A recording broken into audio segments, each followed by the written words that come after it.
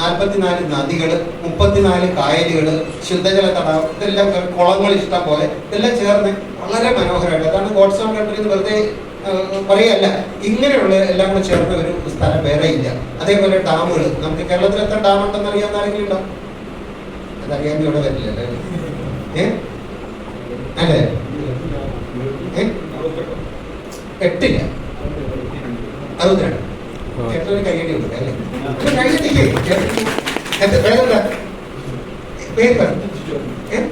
ജിജു, അത് ഒരു ഇൻഫർമേഷനാണ്. കാരണം കേരളത്തിൽ 62 ഡാമുകളും ഈ ഡാം സൈറ്റുകളെല്ലാം തന്നെ നമുക്ക് ഇവരെ കൊണ്ടുപോയി കാണിക്കാവുന്ന കേരളത്തിൽ എത്ര ക്ഷേത്രങ്ങളുണ്ടെന്ന് ആർക്കെങ്കിലും പറയാൻ പറ്റും? ആർക്കും പറയാൻ പറ്റും.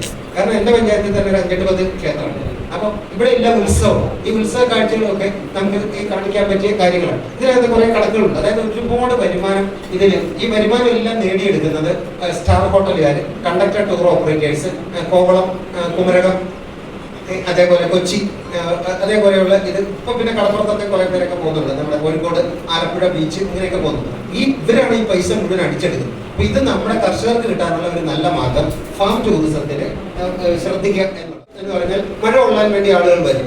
വയനാട്ടിലൊക്കെ ഈ മഴക്കാലത്ത് ഈ ചുരത്തിൽ നടന്നു പോവുക, കുറെ പേര് ചുരത്തിൽ നടന്നു പോകും. പാലക്കാടാണെങ്കിലും നെല്ലിയാമ്പതിയിലേക്ക് പോത്തുണ്ടി വഴി നെന്മാറയിൽ അങ്ങോട്ട് നടന്ന് നെല്ലിയാമ്പതിയിൽ അവിടെ വരെ പോകുന്നു. അത് കഴിഞ്ഞ് തിരിച്ച് മഴ കൊണ്ട് നടക്കുക.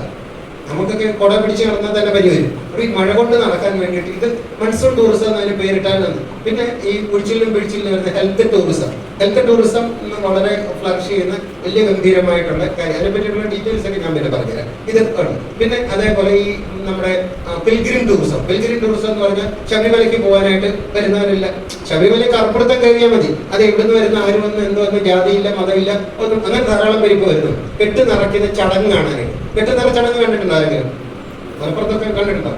അതൊരു ഭയങ്കര സംഭവമാണ്. അതായത് നമ്മുടെ മൂത്തയ്യപ്പൻ എന്ന് പറയുന്ന ഒരു അയ്യപ്പൻ വരും. അത് കഴിഞ്ഞ് എനിക്കൊരു അബദ്ധം പറ്റിയത് ഇവിടെ പറഞ്ഞേക്കാം. ഈ ശബരിമലയ്ക്ക് പോകാനായിട്ട് എന്റെ ഭാര്യയുടെ 2ാമത്തെ കുട്ടി, എന്റെ കുട്ടി ആൺകുട്ടിയെ. അപ്പൊ ആദ്യത്തേത് മോളാണ്, ഈ ബെക്സിൽ പഠിച്ചത് മോള് ആണ്. അപ്പൊ 2ാമത്തെ ആള് ആൺകുട്ടി ആവണേ എന്നൊക്കെ പറഞ്ഞ് എന്റെ ഭാര്യയെ നേർന്നു. എന്താ അറിയാം, എന്നെ മലക്കി വിട്ടേക്കാന്ന്, ശബരിമലയ്ക്ക് വിട്ടേക്കാന്നൊക്കെ പറഞ്ഞ് നേർന്നു. അപ്പൊ ഞാൻ ശരി മോനൊക്കെ കിട്ടി, സന്തോഷം, ശബരിമലയ്ക്ക് പോകാന്നൊക്കെ വെച്ചപ്പോൾ ഈ ചെരുപ്പ് ഷൂ ഒക്കെ മാത്രമായിട്ട് നടന്നിരുന്നു. ഞാൻ ഈ കാല് ഒക്കെ കല്ലി നടന്നിട്ട് വഷളാകുന്നൊക്കെ പറഞ്ഞതുകൊണ്ട് വർഷങ്ങൾക്ക് മുന്നേ ചെരുപ്പൊക്കെ ഇടാതൊക്കെ പറമ്പിലൊക്കെ നടന്ന് മുള്ളുകൊണ്ടും വേദനിച്ചൊക്കെ ഇങ്ങനെ ശീലിച്ചു. അത് കഴിഞ്ഞ് ഈ മൂത്തയ്യപ്പൻ വന്നു. ഇതൊക്കെ തലയിലേക്ക് ഇരുമുടിയൊക്കെ എടുത്ത് വെച്ചു. അദ്ദേഹം മുദ്രാവാക്യം വിളിച്ചു. ഞാൻ ഇങ്ങനെ ഏറ്റവും വിളിച്ചു. അപ്പോൾ അതിൽ ഇപ്പോഴും ഭാര്യ പറഞ്ഞ് എന്നെ കളിയാക്കും ഓരോന്ന് പറയുമ്പോഴും. അപ്പൊ ഓരോന്ന് നെയ്യഭിഷേകം അയാൾ പറയും. അപ്പൊ നമ്മൾ സാമിക്ക് എന്ന് പറയും, കർപ്പൂര ദീപം സാമിക്ക് എന്ന്. അത് കഴിഞ്ഞതിന് ശേഷം ഇദ്ദേഹം പറഞ്ഞു കല്ലും മുള്ളും, നമ്മൾ സാമിക്ക്. എന്റെ വലിയ കാര്യം ആർക്കും എത്താന്ന് പറഞ്ഞ മനുഷ്യെന്ന് പറഞ്ഞു. അബദ്ധങ്ങളിൽ കൂടെ ആണെങ്കിലും നമ്മൾ കാര്യങ്ങളൊക്കെ പഠിക്കുന്നുണ്ട്. അപ്പൊ ഇതിന് ഈ പിൽഗ്രിം ടൂറിസം എന്ന് പറയും. പിന്നെ അതേപോലെ തന്നെ നമ്മുടെ ഈ നീലക്കുറിഞ്ഞി പോകുന്ന കാലത്ത് ഹൈ റേഞ്ചുകളിലേക്ക് ഭയങ്കരമായ ടൂറിസം വരും. പിന്നെ അതേപോലെ തന്നെ ഓരോ സീസൺ എന്ന് പറഞ്ഞാൽ വർഷത്തിൽ 12 മണിക്കൂർ കേരളത്തിൽ ടൂറിസ്റ്റുകൾ എത്തുന്നു. അതിൽ നല്ലൊരു പങ്ക് ടൂറിസ്റ്റുകളെ നമ്മുടെ ഈ കൃഷി സ്ഥലത്തേക്ക് കൊണ്ടുവരാൻ വേണ്ടിയിട്ട് വളരെ സിമ്പിൾ ട്രിക്കാണ്. പാലക്കാട് ആയതുകൊണ്ട് നമുക്ക് ഇവിടെ ടൂറിസം കേന്ദ്രങ്ങൾ എന്ന് പറഞ്ഞാൽ ഒന്ന് മലമ്പുഴ, ധാരാളം സ്കൂളുകളും കോളേജുകളും ഒക്കെ വരുന്നവരാണ്. മലമ്പുഴയ്ക്ക് വലിയൊരു മാറ്റമൊന്നുമില്ല, ആ ലക്ഷ്യം അവിടെ ഇരിക്കുന്നു, അങ്ങനെയൊക്കെയാണ്. അപ്പൊ ഞാൻ ഈ നമ്മുടെ ടൂറിസം മന്ത്രിയോട് പ്രത്യേകം പറഞ്ഞിട്ട് ഈ ഫിഷറീസിന്റെ അവർ നവീകരിക്കാൻ തീരുമാനിച്ചിട്ടുണ്ട്, ഫണ്ടൊക്കെ കൊടുത്തിട്ടുണ്ട്, ഗാർഡനൊക്കെ പുനർനിർമ്മിക്കാൻ നമ്മുടെ ഒരു ആളുണ്ടല്ലോ അവിടെ. അപ്പൊ അത് അഹല്യ എഞ്ചിനീയറിംഗ് കോളേജുകളുമായിട്ട് ചേർന്നിട്ട് ഇവിടുത്തെ ഈ ചെടി ഇല്ലാത്ത സ്ഥലങ്ങളിലെല്ലാം വെക്കാൻ വേണ്ടിയിട്ടുള്ള ഒരു വലിയൊരു കാര്യം ചെയ്യാൻ തുടങ്ങിയിട്ടുണ്ട്. പിന്നെ ഈ ഇവിടെ മലമ്പുഴയിൽ ഒരു കോഴി ഫാം ഉണ്ട്, റീജിയണൽ പൗൾട്രി ഫാം.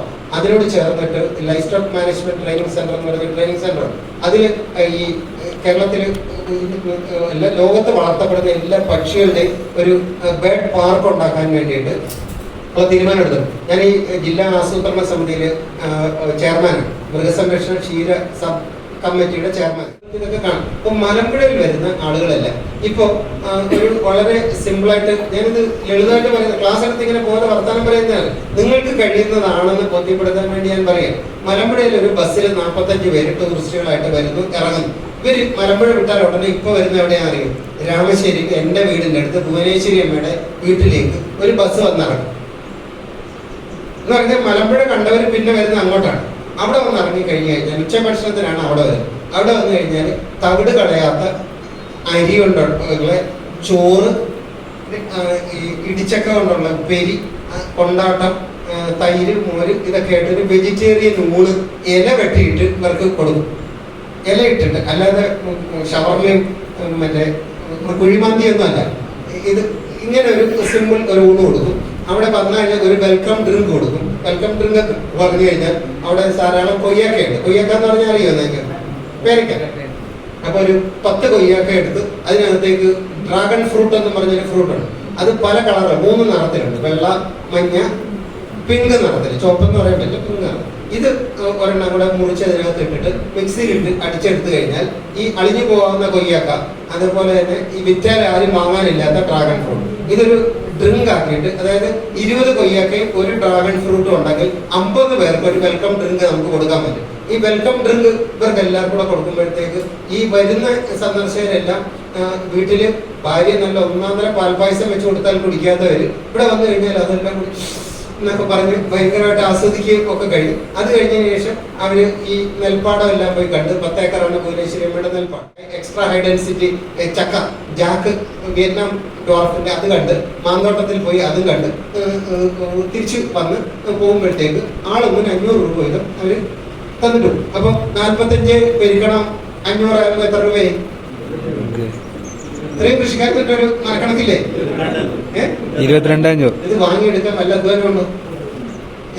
ഈ അവരുടെ പാടത്ത് വിളയുന്ന നെല്ല് പാടി സപ്ലൈകോ അളക്കാതെ അത് അവിടെ വെച്ചിട്ട് അത് 60% തവിട് നിർത്തിയിട്ടുള്ള അരിയാക്കി മാറ്റുകയും അത് വെച്ച് ഇതെങ്ങനെയാണെന്ന് അറിയിച്ചിട്ട് കൃഷിമന്ത്രി പി പ്രസാദ് എന്ന് പറയുന്ന ആള് പാലക്കാട് എപ്പോ വന്നാലും എന്നെ വിളിച്ചിട്ട് ഡോക്ടറെ വരുന്നുണ്ട്, ഞാൻ രാത്രിയിൽ കഞ്ഞി വെക്കാൻ ഭുവനേശ്വരിയോട് പറയണമെന്ന് പറയും. ഇവിടെ നവകേരള സദസ് എന്ന് പറഞ്ഞിട്ട് അവിടെ ഉണ്ടായിരുന്നു നവകേരളം. അപ്പൊ ഈ മന്ത്രി പടം എല്ലാം കൂടെ വന്ന് പുള്ളി വിളിച്ചിട്ട് പറഞ്ഞു ഞാൻ അവിടെ വരുന്നുണ്ട് കഞ്ഞി കുടിക്കാന്ന് പറഞ്ഞു. അപ്പൊ കഞ്ഞി കുടിക്കാൻ വേണ്ടിയിട്ട് ഇത് അപ്പൊ എന്ത് ചെയ്യും? നമ്മള് 10 ഫോട്ടോ മന്ത്രി അവിടെ വന്ന് കഞ്ഞി കുടിക്കുന്നത്